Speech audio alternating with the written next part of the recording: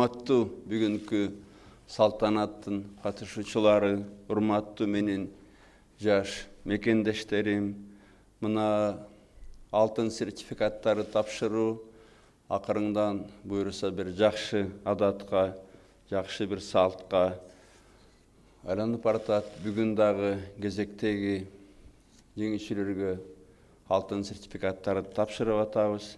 Албетте бул сиздер үчүн дагы абдан бир чоң эмгекке турган, абдан бир көп аракетке турган.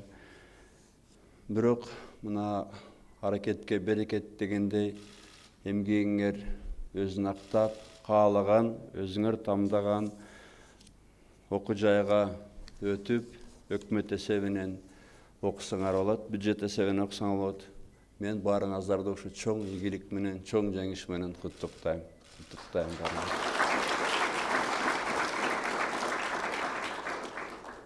Мен сиздер менен жолукканда силердин жаркыраган жүздөрүңөрдү, жанган көздөрүңөрдү көргөндө дайыма бир чоң күч алам, дайыма бир чоң дем алам. Анткени ушундай өткөн мезгилде, кыйын мезгилде ушундай балдарыбыз бар деп жүзүңөрдү көрсөм абдан сүйүнөм. Кудай буйрса, силердей балдары бар Кыргызстандын чоң келечеги бар. Чоң келечеги бар. Бара-бара буйрса, жакынкы эле жылдарда Кыргызстандын тагдыры сиздердин колуңарга өтөт.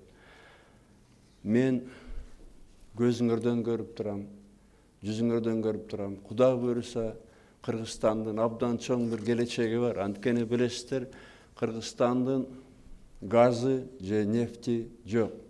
Кыргызстандын эң негизги байлыгы бул сиздер балдарсыңар. Биздин балдарсыңар. Кыргызстандын эң негизги байлыгы бул биздин кыргыз элибиз.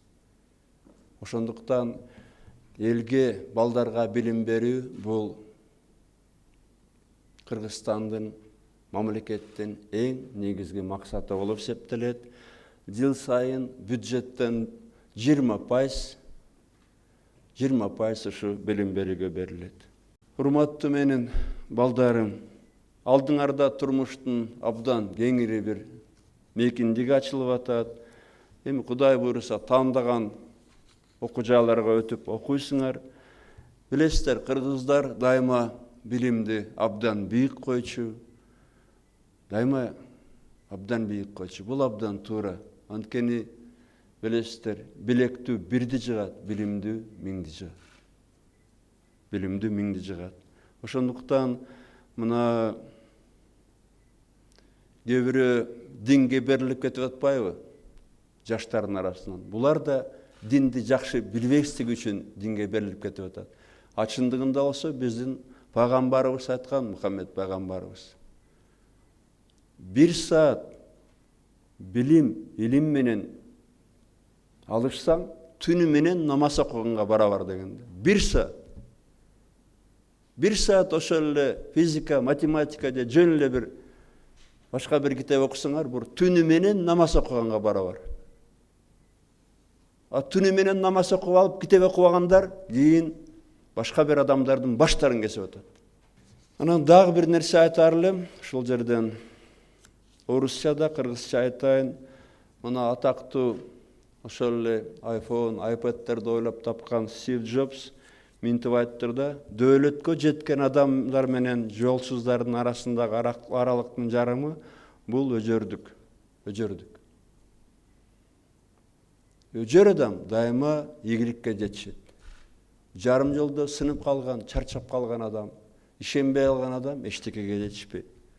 Хотел бы повторить на русском языке слова создателя громадной империи iPhone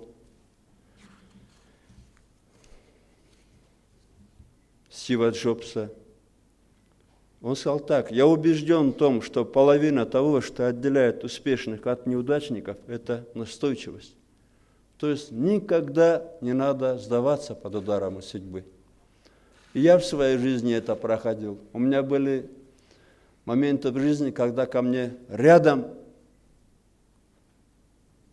подойти боялись.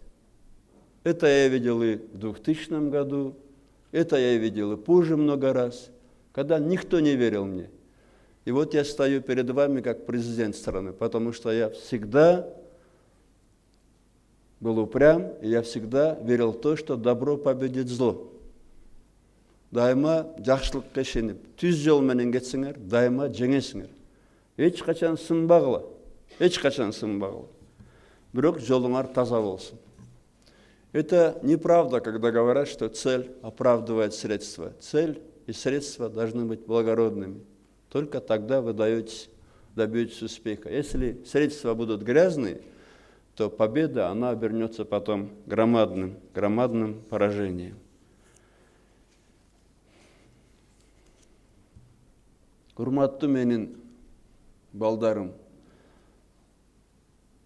ушу турмуш жолунда, албетте бул абдан кыйын жол, бардыгы эле түп-түз болсо, өзүңөр деле эргет билеңер. Бул турмуш жолунда силерге биринчи билим бергендерди, жардам бергендерди эч качан унутпагыла. Жагабы, жакпайбы, эне таңарга, мындай жакындарыңарга жакшы мамиле кылгыла. Кээ бирде бул биз ойлойбуз да, бул жакындар баары бир кечирет деп, абдан орой сөз айтабыз, кагып силкип салабыз. Чындыгында болсо бардыгы кечиримдүүлүктөн башталат. Бирөөңөрдү кечиргенге жакшылап үйрөнсөңөр, эч кимге эч кандай ачуу ичеңерден кармабагыла колдон келсе. Кечирип коюп жүрө бергиле, ошондо Кудай да силерди көтөрөт.